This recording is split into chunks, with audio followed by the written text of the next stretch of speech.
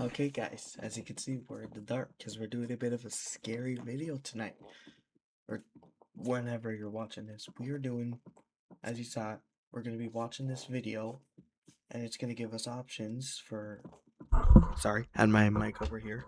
So it's going to be giving us options for like how we want to survive a horror story.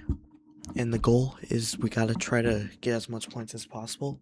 So we're going to use this pen and this receipt from my journey to build my PC.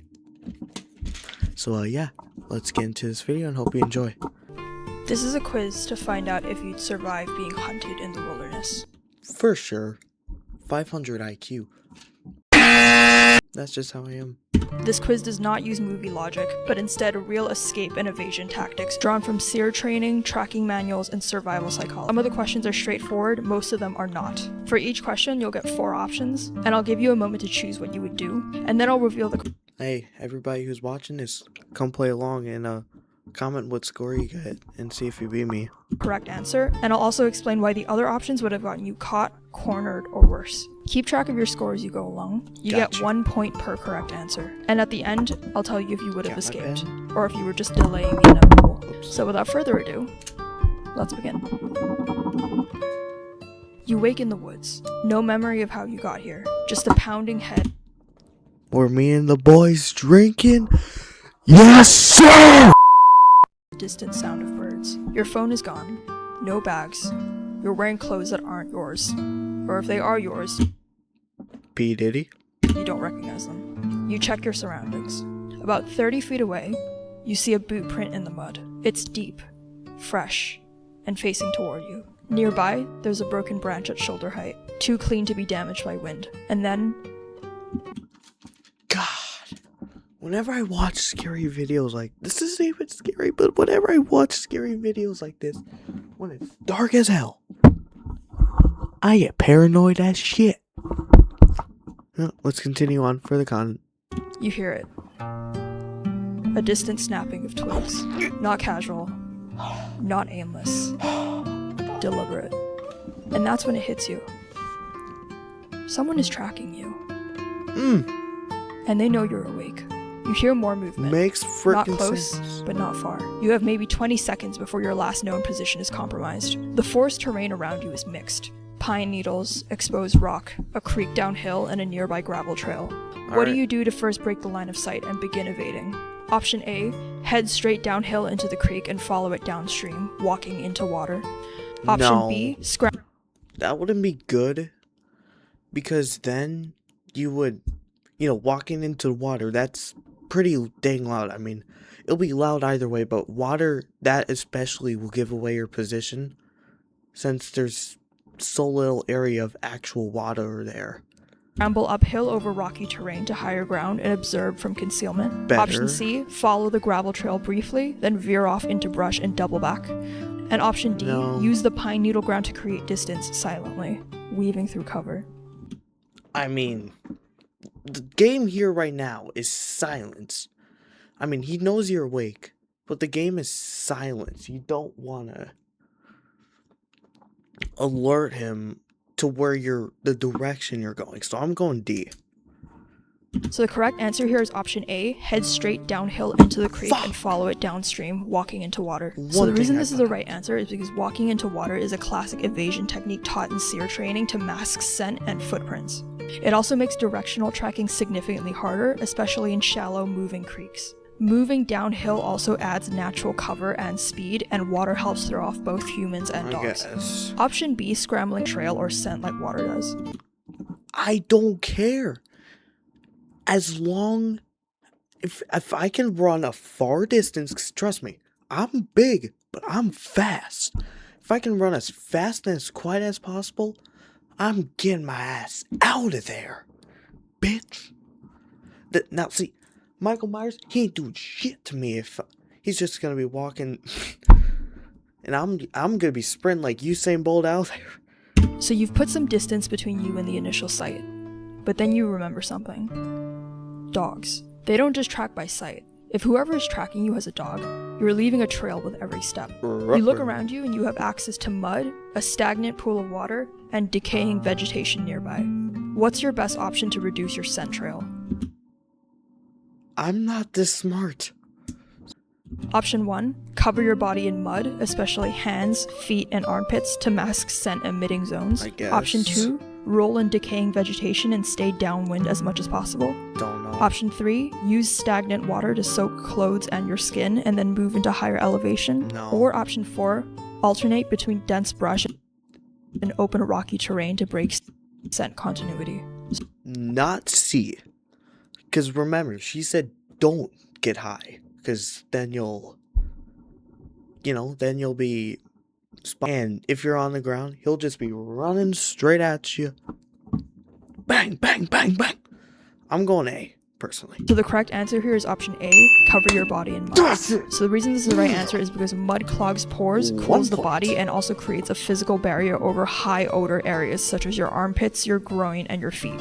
It's one of the most accessible and effective ways to disrupt scent trails in short-term scenarios. Option B, rolling in decaying vegetation and staying downwind, is not the best option because it doesn't disrupt your scent, just your visual trail.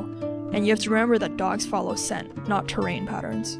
So you cover your body in mud and you keep going. Let's go. You've now been moving steadily for over an hour.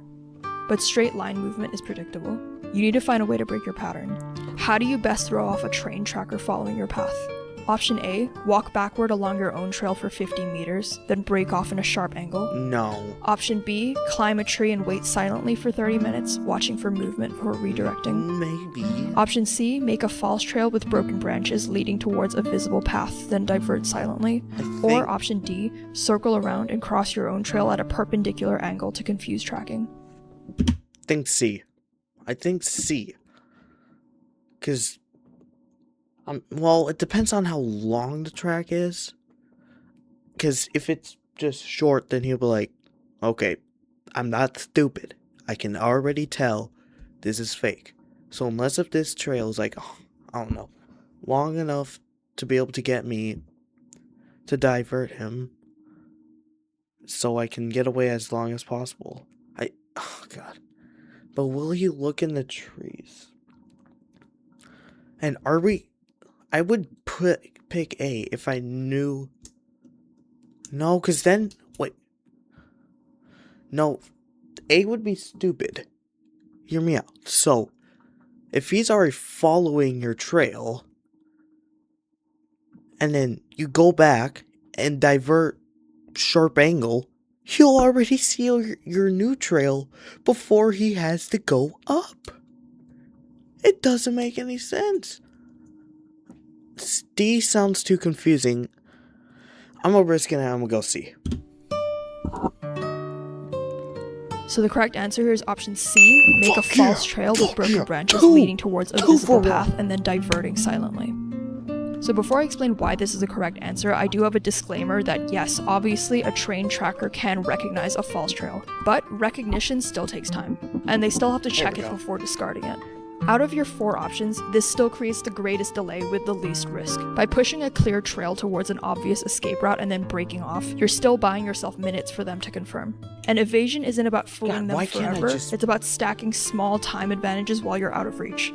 Option A, walking backwards and then breaking off in a sharp angle, is not the best option because Yes. backward footprints are still detectable by weight distribution and drag marks. And this is too obvious to train trackers. Option B, climbing a tree and waiting, is also wrong because here you're stage lead, and you've still left one consistent trail behind you.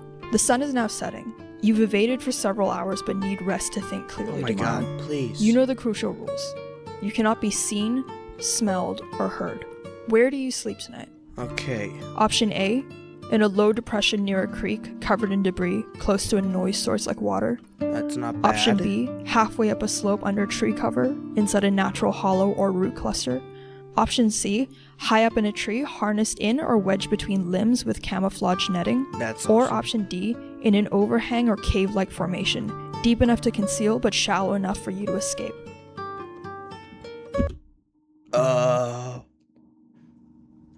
You know, I don't mind if the debris is good enough to cover anything. I probably am gonna choose A, because the water. I'm a snorer.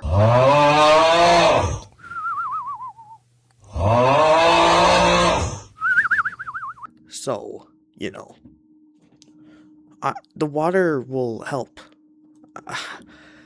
God, what am I doing? I don't know what I'm talking about. Let's just go A.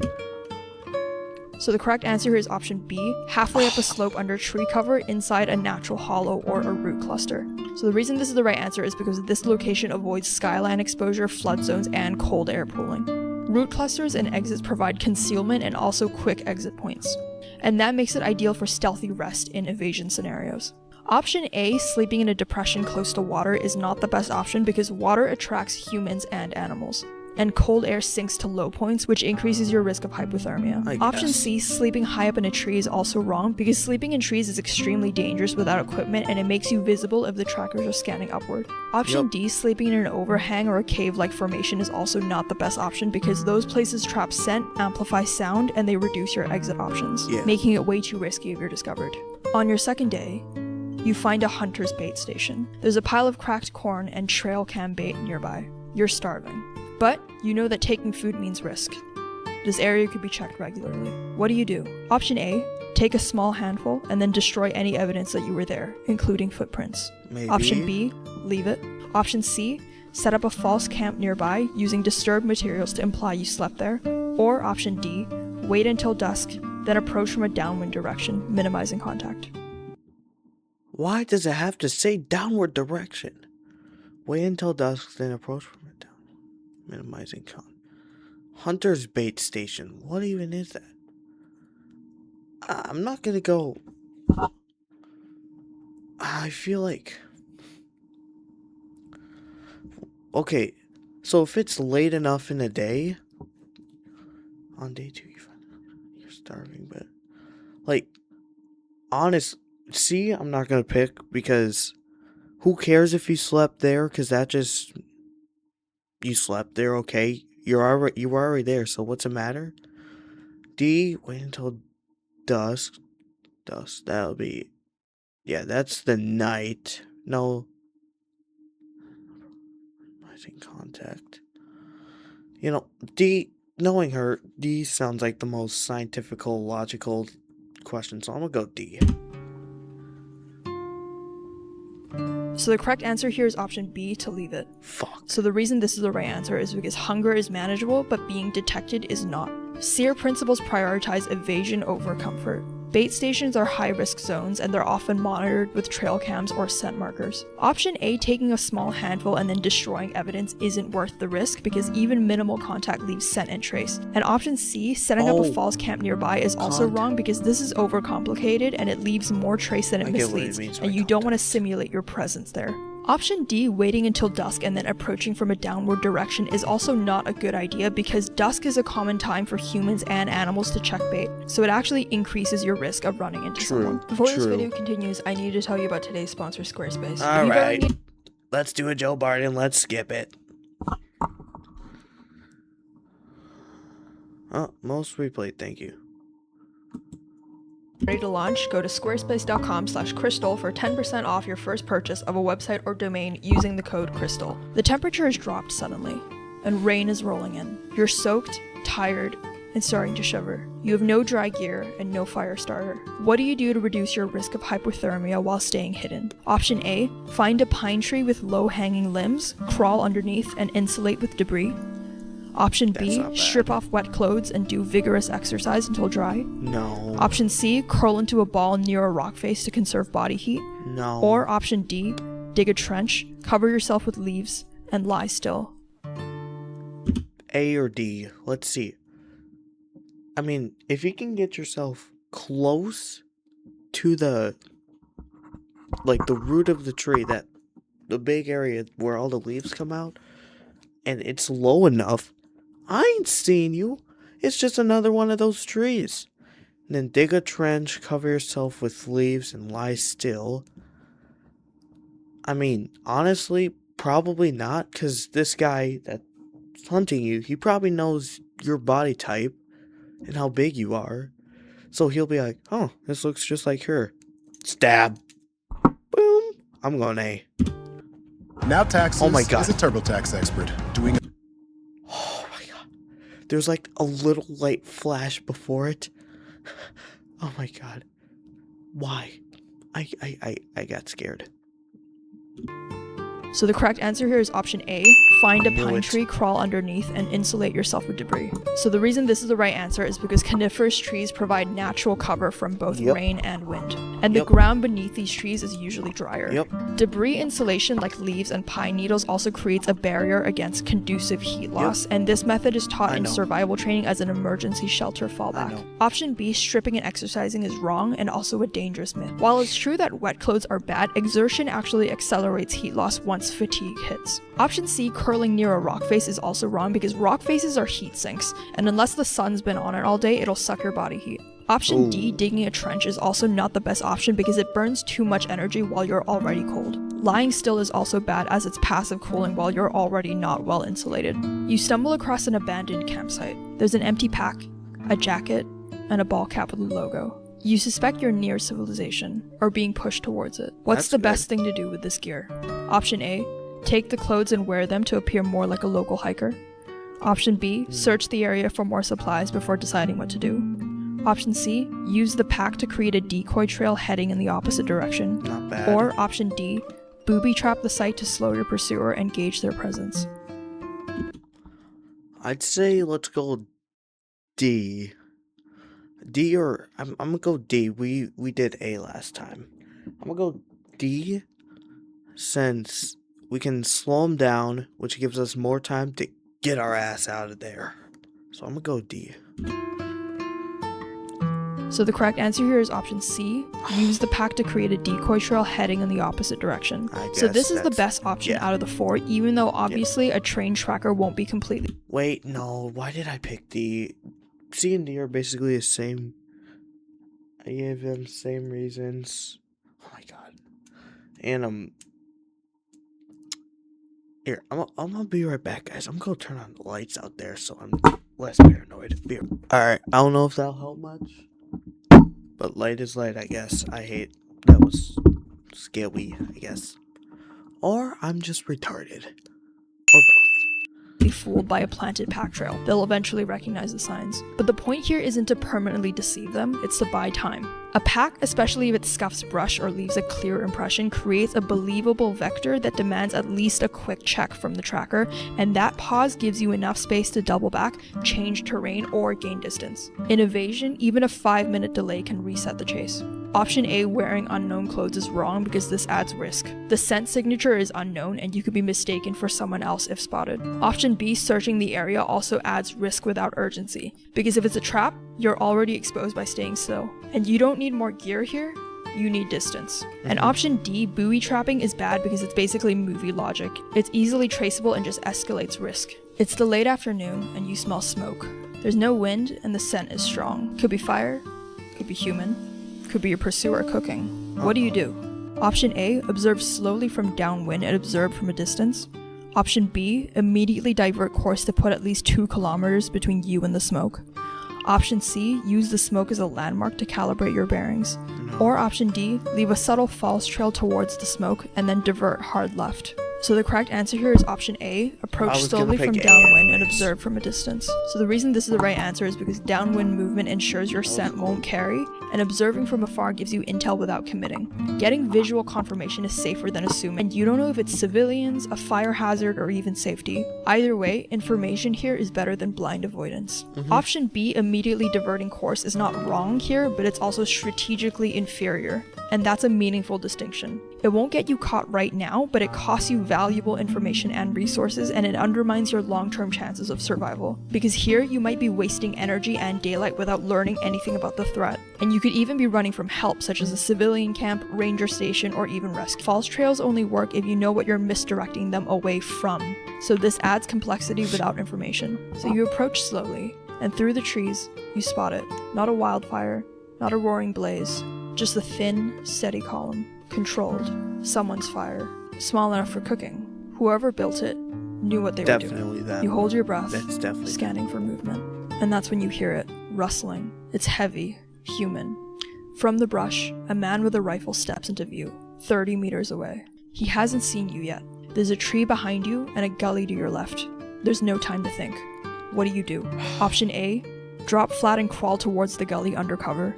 Option B, What's a stay gully? perfectly still and wait until he passes. Option No. C, move behind the tree and assess from partial cover. Or option No. D, toss a rock in the opposite direction and flee while he's distracted. All the B, C, D to me sound bad, so I'm gonna go A. You. So the correct answer here is option B, stay completely Damn it. still and blend into the cover. So the reason this is the right answer is because movement draws the human eye faster than anything else. If he hasn't seen you yet, your best option is to remain absolutely still in a natural position. See, from watching a couple of her videos, I thought she would have been like, oh, you could be spotted if you stand still. So drop down, make sure he don't see you. Unless he's using thermal imaging, stillness in shadows or foliage is often more effective than trying to scramble for cover after you've already been spotted. SEER training emphasizes that the less you move, the harder it is to separate you from the background. Option A, crawling away, might feel safer because you're lowering your profile, but Yeah. this creates noise and movement at ground level, like rustling leaves, Should've snapping thought about twigs, that. and shifting brush. If he's scanning, that subtle motion is exactly what'll give you away, and you're better off being motionless and blending into the environment than risking the sound and movement of a slow retreat. Option C, bolting to the tree, might seem like a quick fix for cover, but lateral or sudden movement is also one of the easiest things for people to notice. Even if the tree shields you once you reach it, the movement getting there will almost guarantee he sees you. In evasion, moving late is often far more dangerous than not moving. Who says it's a he? What if it's a they it? Getting a bit racist. Get sexist. Not okay. At all. And option D, tossing an object to make a distraction, can work in some contexts, but it's extremely risky. If the man is cautious, and anyone moving with a rifle in the woods usually is, he won't dismiss the noise. He'll become more alert and start actively scanning for what caused it. In survival training, this is called a stimulus search. Once someone is triggered, they look harder, not less. A false distraction when you're already undetected often just puts a spotlight on the area you're in. So you freeze, every muscle locked, while the man scans the tree line. Seconds feel like minutes.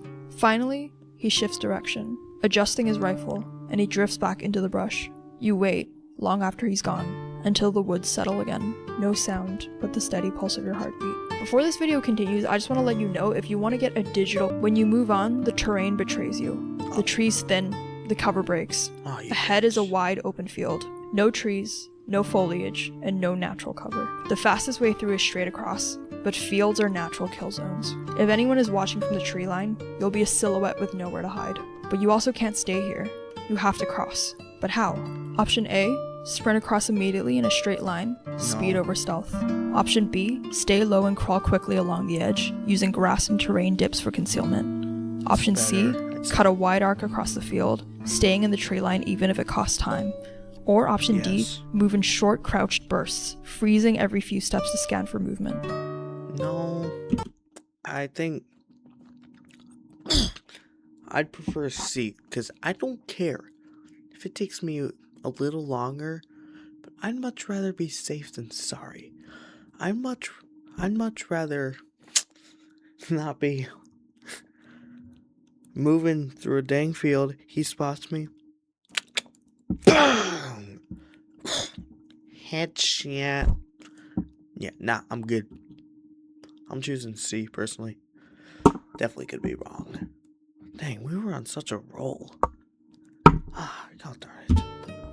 So the correct answer here is option C, cut a Yeah. wide arc across the field, so staying in the bad, tree baby. line even if it costs you time. So the reason this is the right answer is because in evasion, cover is almost always worth the detour. A wide Thank arc keeps you inside concealment and also denies the hunter an easy silhouette to spot. It's true that this burns more time and energy than the other options, but speed means nothing if you're visible in open ground. Real SEER doctrine emphasizes that terrain is essential and avoiding exposure beats gambling on speed. Option A, sprinting straight across, is the wrong answer because even though this feels decisive, it's exactly what a pursuer expects. One glance from the tree line and you're done.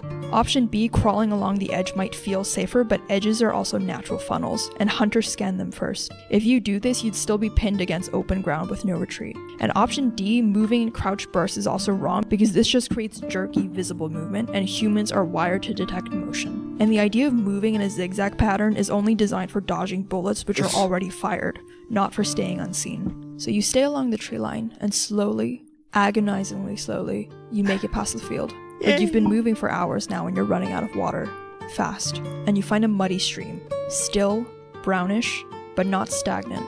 You have no purification tablets, no boiling gear, just your shirt. What do you do to rehydrate safely enough to keep moving? remember. Option A, drink directly from the stream because dehydration is the greater risk here. Nope. Option B, filter water through your shirt into a bottle and drink it.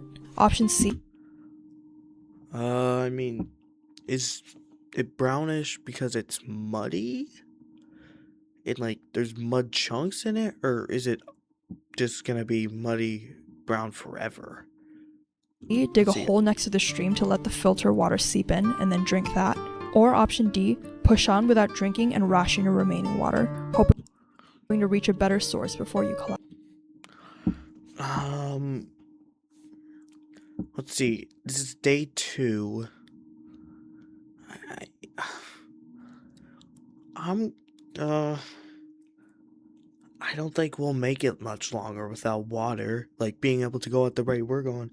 So I think I'm gonna go B. So the correct option here is option C, dig a hole next to the stream to let I don't know filtered this water stuff. seep through and then I'm drink only that. So 15 the reason years this is the old, right I'm not answer that is because smart. this lets ground sediment filter the water before it reaches your container. It doesn't remove microbes, knowledge isn't guaranteed. Betting on it sense. risks collapse before you ever find it. You hear human voices up ahead. No, thank One you. male, one female. Close enough to catch the words, but not close enough to see. The man says, "He couldn't have gone far." And the woman replies, "Then spread out." How do There's 2 of them now? There's 2 of them now? Oh, they fly now! They fly now? They fly! You're shitting me. you respond to this threat? Option A, freeze and silently listen to gauge numbers and distance. Option B, immediately backtrack and take a wide arc around them. Option C, make noise in the opposite direction to bait Nope, them away. She already said don't do Or that. option D, climb a tree or rise to observe them without Also being said seen. don't do that.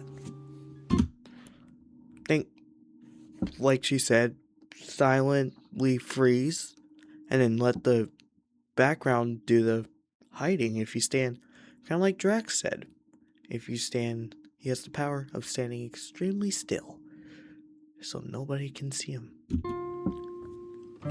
So we're going. So the correct A. answer here is option A, freeze and listen silently to gauge numbers and distance. I'm So the smart reason like this is that. the right answer is because stillness is your least detectable state. SEER training emphasizes information before movement.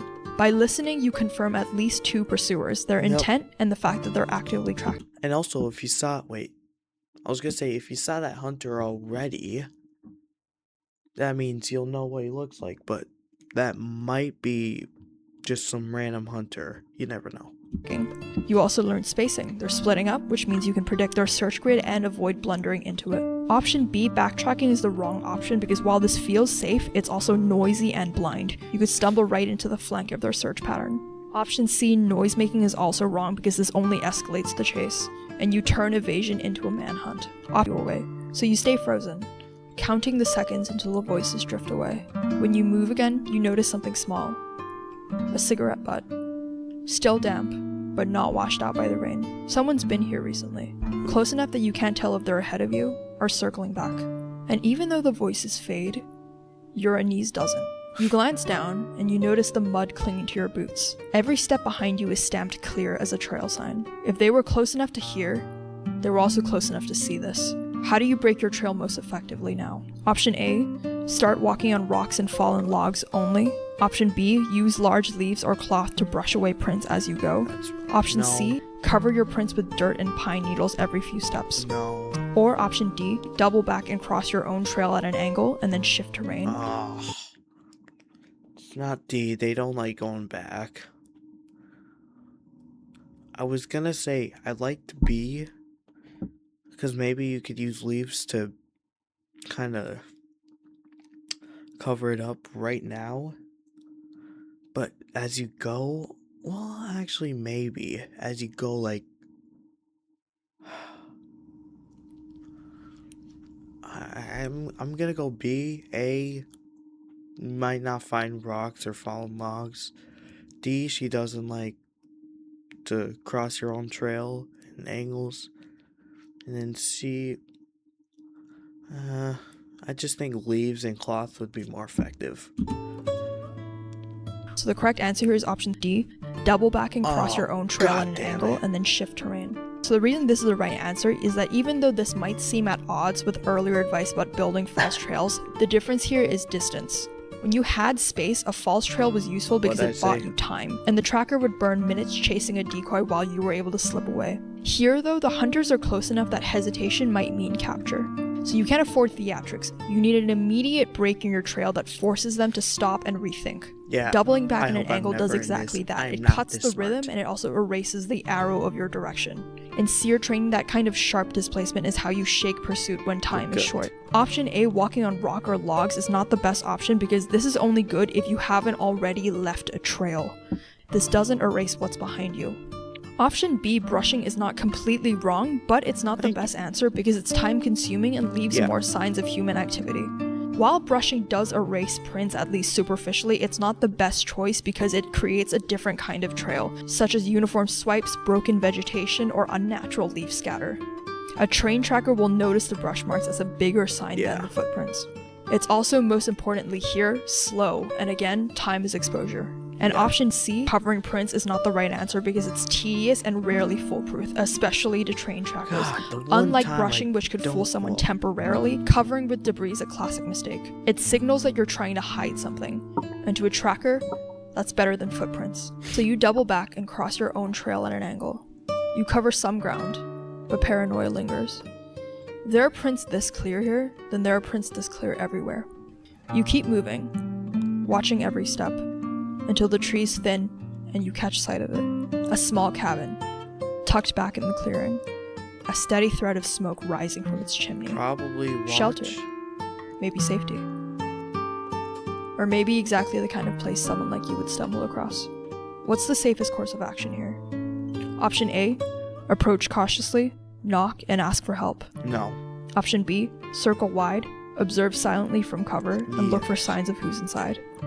Yes. Option C, break in after dark and take supplies, No. leaving quickly. No. Or option D, leave immediately. B for So sure. the correct answer here is option B, circle Yep. wide and observe silently. So the reason this is the right answer is because information beats impulse. Approaching blindly could risk you walking into your pursuer or hostile strangers. Observation from distance lets you assess without exposure. And that's why option A is wrong, because asking for help exposes you immediately and there's no guarantee here that it's friendly.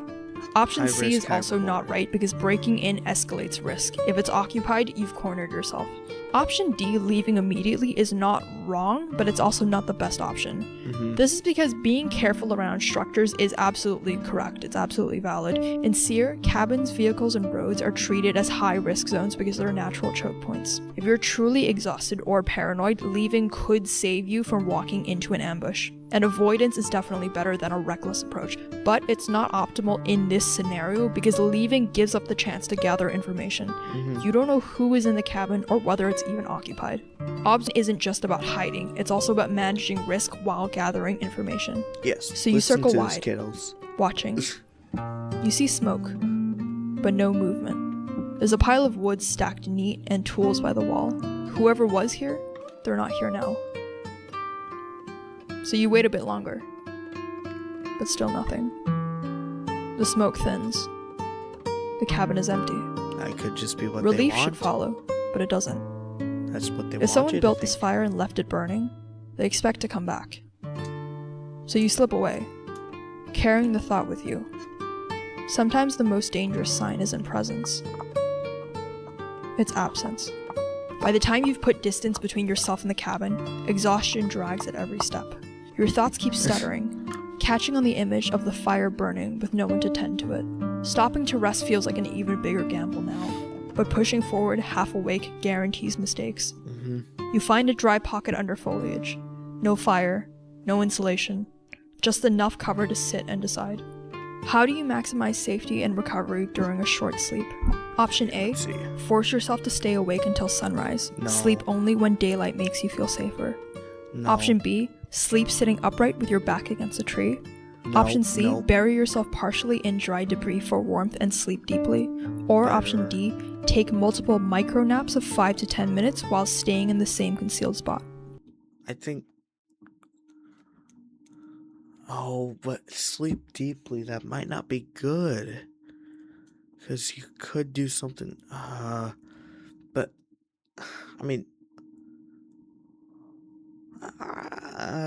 God. It's probably isn't gonna go in my favor, but I'm gonna go C. I think C's the best. So the correct answer here is option B, sleep sitting upright with your back against the tree. So the reason this is the right answer is because sitting upright keeps your position neutral and your senses half on. If someone closes in, you'll hear it or feel it faster than if you were lying down. In evasion scenarios, you don't get to collapse fully. You rest with awareness because you're not alone out here. Option A, staying awake till sunrise, is the wrong answer because while this might feel safer, fatigue ruins your judgment, and that's when trackers catch you, when you're stumbling, noisy, and careless. Option C, sleeping buried in debris, is also wrong because while it's warm, you're also entombed. If someone walks close, you won't surface in time. Option D, micro naps, is also wrong because while this might sound clever, it's actually worse than just resting upright. Because micro naps yank your brain in and out of shutdown without ever letting you stabilize. Instead of recovery, you just build up fog and disorientation. Yeah, In evasion, the goal makes isn't to have sense. lots of I get broken little sleeps, but rather it's about staying in shallow. The reason why I didn't pick B is because I thought, oh, they'll see you easier if you're sitting upright, because you'll look weird against that tree. That's the whole reason. Continuous rest where you can jolt awake naturally to real-world cues. Upright posture gives you that balance where you can recover properly without Yeah. fully collapsing. So you force yourself into shallow rest. Upright, back braced against a tree. When dawn comes, you've bought a few hours of shaky function, but your body is colder for it. Your muscles are stiff, your clothes are still damp, and every joint is shivering. The cold gnaws with every step. By now, your hands are numb. Your body's losing heat, and the idea of a flame feels less like temptation and more like survival. But you know what fire means out here. If you light one, you're not just warming yourself, you're answering back. What's the smartest way to manage warmth in this situation? Okay. Option Not A, a fire. build a small fire in a dugout pit, feeding it only damp wood to minimize flame. Option B, No. skip the fire entirely and insulate No. yourself under layers of leaves and debris. Option C, Maybe. build a fire, but on a ridgeline where smoke can disperse quickly. Or option D, Maybe. make a fire at dusk and then move camp once it burns low. I'm gonna go B. So the correct answer here is option B, skip the fire entirely and insulate yourself under That's layers of point. leaves and debris. So the reason this is the right answer is because leaves, debris, and natural insulation Let's keeps go. you alive without declaring your location. You might be uncomfortable, but you're not at risk of hypothermia yet. Lighting a fire after seeing smoke nearby isn't just risky, it's answering a signal that you don't control. Option A, making a pit fire, is not the best option because while this might work in true hypothermia emergencies, here damp wood smokes heavy. If someone is scanning for heat or scent, you've given them a beacon. Option C, making a ridgeline fire, is just wrong though, because flames on ridges creates silhouettes for miles and it completely broadcasts where you are. Option D, making a fire at dusk and then moving when it burns low, might be tempting, but this is also not the best answer because fire leaves behind ash, smell, and it also disturbs the soil. A hunter only needs one of those crumbs to close the gap. So you skip the fire, and you insulate. And you're still cold, but at least you make it through the night. And the forest is silent. No flame, no signal. You shiver until the gray light bleeds into the canopy. And it's morning, That's good. and you start moving again. But every step is stiff, half numb. The forest looks the same, but you feel terrible. And then the brush catches your shin. A snare line. Crude, but deliberate. How do you respond to finding this trap? Option A, step over it carefully and keep moving. Don't touch it. That's Option good. B, disable the snare quietly and then reset it sloppily as a sign someone interfered. Option C, No. use the snare's materials to set a diversion elsewhere. Or option D, circle back and take a wide detour around this area. A. Because if you don't touch it, then those people might not think that you were there. Which means that's good Because if they don't think you were there... Is this the Krusty Krab? No, this is Patrick. Is this the Krusty Krab? No, this is Patrick. then they might be like, oh, not in this area. Let's go somewhere else. So the correct answer here is option A. Step over it carefully and keep moving. Fuck you. Don't touch it. Fuck everyone. So the reason Wait, this is the right answer is I'm because sorry. the safest option here is to bypass without a trace. Tampering just advertises your points so presence here far. and it wastes time. In hostile terrain, snares aren't 9 just for points. animals. They're tripwires for awareness. 9. Avoiding them cleanly denies the hunter confirmation that you were ever here. Option B, resetting, is wrong because it tells the tracker that someone is behind them and you've also just revealed yourself with no benefit. Option C, reusing materials, is also not the best option because this costs precious minutes. Yeah. The hunter's already proven they're deliberate. You can't I'm out-trap not them. tired. And option D, You're taking a just wide tired. detour, is not strictly wrong, but it's wasteful. Detours burn daylight and calories, and if traps are planted across the area, you'll only stumble into another. A clean bypass here is the optimal option, so you limp onward. And you keep moving till the clouds rip open. And rain hammers the ground. It turns the soil to slurry, Oh boy. and the forest erupts in noise. That's not You good. feel relief as you see your trail dissolving, and you know your scent is also scattering. But paranoia still lingers. If they're close, they don't need tracks. They don't need sound. The rain hides you, Yay. but it hides them as well. Oh shit, not good. How should you use this storm to your advantage? Option A, push hard to cover maximum distance while the rain masks your movement.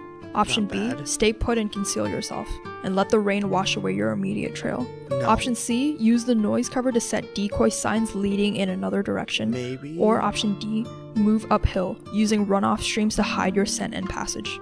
I think A or C. Let's put in our options. Push hard to cover max. It's got to be A, because if you use decoy signs using her logic, that would mean that that's using precious minutes that we could be using to get away. So I'm gonna go A. Big brain. So the correct answer here is option A, push Yeah! hard to cover maximum distance Big while the brain. rain masks your Y'all don't movement. understand. So the reason this is the right answer is because rain isn't just cover, it's your only window against Y'all don't understand how smart I am. We got a 3.86 GPA going on right now. Yes, sir. Wait. Hopefully it showed. And it's not just my A in concert band and health. We smart. We understand this. We are gonna win. someone who's anticipating your moves. Every track is smeared God, away special. in the rain. Moving hard now forces the hunter to recalculate from scratch, breaking whatever pattern they think you're on. Option B, staying put, is wrong because the storm erases your immediate trail, but Yeah. it doesn't reset the search. Hunters close distance sector by sector. If you waste the storm standing still, then you trade your biggest advantage, mobility under cover, for temporary comfort. Option C, setting a decoy, is also wrong because this is basically pointless here. The rain erases trails for both of you, so detour false signs won't be effective here. And option D, moving uphill, is also wrong because it's just wasted energy. The rain already gives you maximum cover, so extra effort just Oh, slows yeah. your escape and gives the hunters time to reposition. So you push ahead, aiming to maximize distance. That's The good. rain keeps hammering down, and for a moment, it feels like the cover will last. But of course it never does. When the storm thins to mist, every sound carries sharper. And that's when you hear it. A flock of birds burst from the tree line ahead, their wing beats frantic. It could be you they're reacting to, could be someone else. Birds don't lie, they react. Something moved close enough to spook them. How do you interpret and act on this? Option A, freeze immediately, assume they were reacting to you, and hold until quiet. No. Option B, use the distraction to sprint. The trick is, you can't assume anything out here. You gotta just think. You can't assume anything. You just gotta go with the flow. Sorta. Kinda. You. Farther while their noise covers you. Option may- C, circle carefully towards the disturbance to see if another human caused it. No. Or option D, backtrack silently to put more distance between you and the point of disturbance. D. I think D's good. Because, you know, why, if, in case that is someone, why would I want to go be around them? I'd say the only other option here would be C. I'd say. You know, when you watch these videos, you kind of get a pattern of what is the most likely option to do. So I'm going D, but I think it'll probably be C. So the correct answer here is option A, freeze immediately, assume they were reacting to you, and stay quiet. So the reason this is the right answer is because birds are some of the oldest tracking alarms in the world. By freezing, you avoid compounding the disturbance and you buy yourself time to assess whether the birds were reacting to you or something else.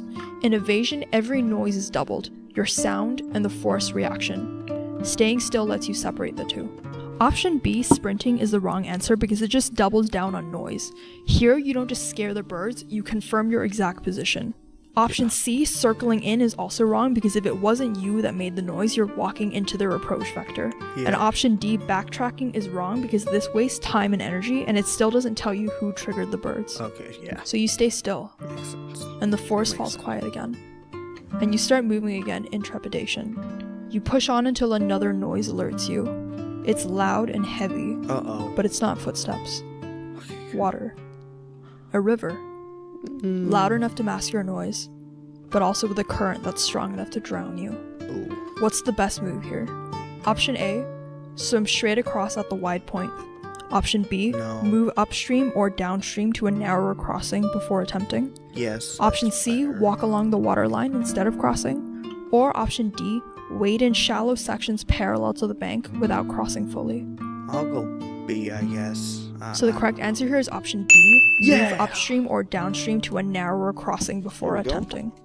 So the reason this is the right answer is because crossing water is one of the best ways to break your trail. It smothers sound, it washes away your scent, and it also erases footprints. But attempting it at a wide, fast-moving section is reckless. You'll burn energy, risk getting swept away, and you come out colder and weaker than before. A narrower section gives you the same masking benefits with less danger and less energy cost. Option A, swimming across at the wide point, is wrong because it maximizes every single risk. Exhaustion, cold shock, drowning. Even if you survive, you'll be depleted and slower afterward. Option C, walking the waterline, is also not the best option because it doesn't hide anything.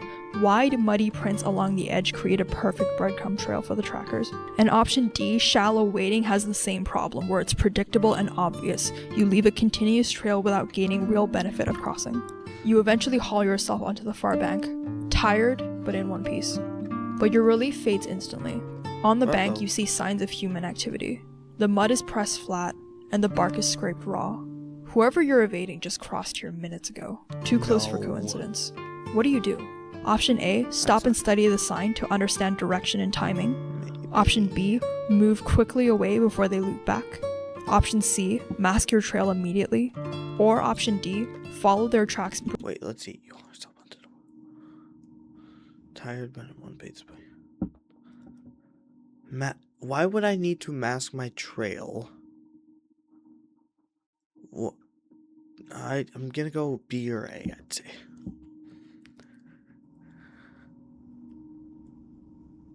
I think B, because like they always do in these videos, like I'm saying, it's kind of like patterns.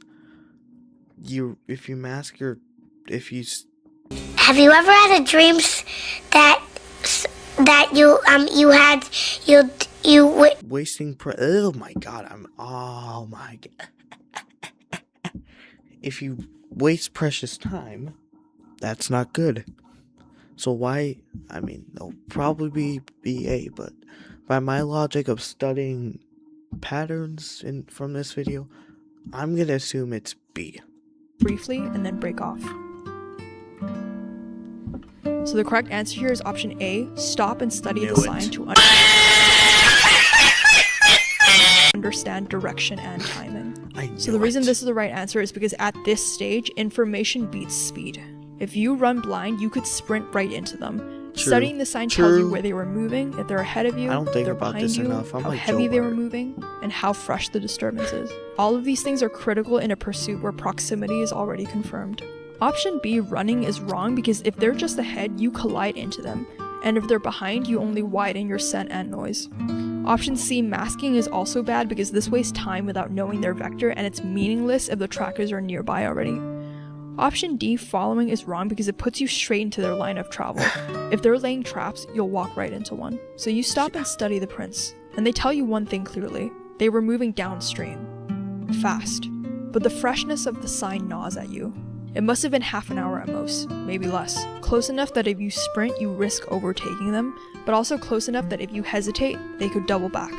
So you move on. But the silence feels loaded. When the trees finally begin to thin, Oh boy. you see a strip of gray cut across the forest floor. It's asphalt. You've reached the road. You stare down this road. Civilization is close enough for you to hear its hum. But roads aren't only freedom. Yeah. They're also funnels. Every evader knows prey gravitates towards them. And every pursuer knows it too. How do you cross without turning yourself into a silhouette in the open? Option A, sprint straight across immediately. Nope. Option B, wait until dark and then cross. Option Better. C, create a diversion and then cross undercover. Nope. Or option D, Oh. move along the tree line until you find a bridge or tunnel. Tree line.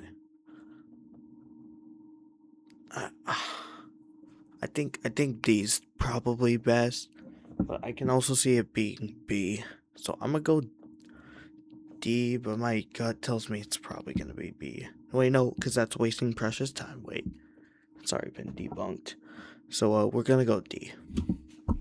So the correct answer here is option C, create a diversion and then cross undercover. God damn it. So the reason this is the right answer is because diversion buys you seconds, and seconds are survival.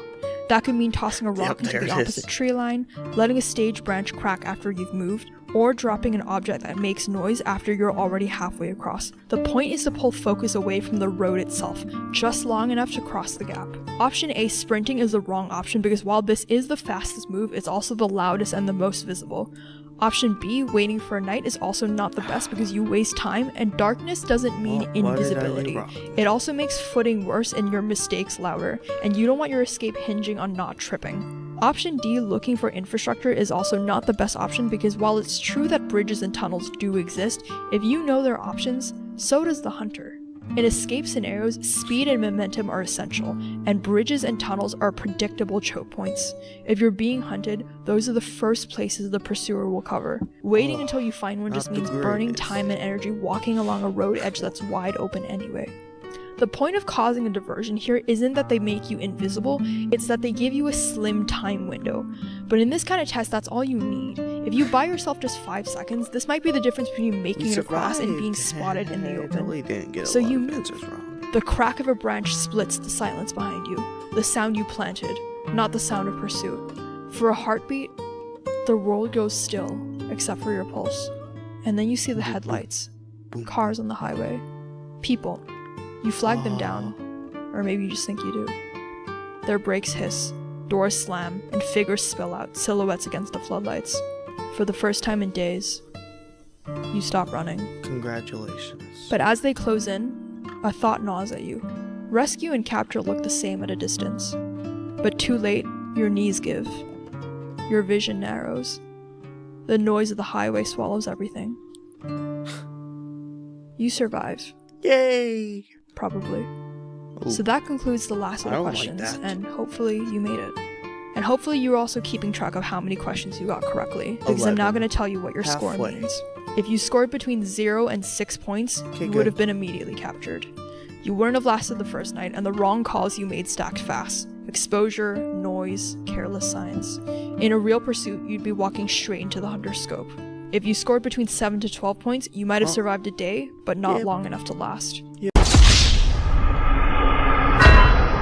You bought yourself time, and you have some good instincts, but your mistakes would bleed your energy until Yeah. exhaustion or a snare finish you off. You'd be found in under a week. If you scored between 13 to 17 points, you would be a short-term survivor. You've got survival logic, and you'd outlast most people, but Hey, gaps in your I'm decision would 15. also add up. At least I didn't Maybe a get wrong 6. crossing, resting too carelessly, or in the wrong place. You'd make it close to extraction, but not all the way. If you scored 18 to 20 points, it would be a close call. You have solid instincts. You'd endure days of pressure, weather, and paranoia and still keep moving. You might have made a few slips here and there, but nothing fatal. And you'd probably reach the edge of civilization with real odds of getting out alive. And finally, if you scored between 21 to 22 points, you're a ghost. You didn't just survive, you completely vanished. Every move was calculated, every God. mistake was avoided. Jeez. The hunter would know you were out there, That but they'd would've never been close the crazy. distance. Rescue or self-extraction.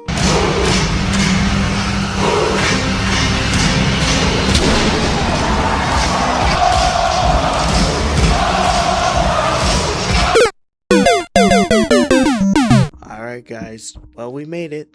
We survived. And got 11 points. Not bad.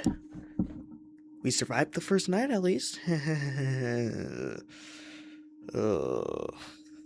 Well, that was fun, even though half the time I was going, because I'm paranoid. So, thanks for watching, and have a good day, or night, or wherever you are. See ya. Come along if you feel like a room without a roof.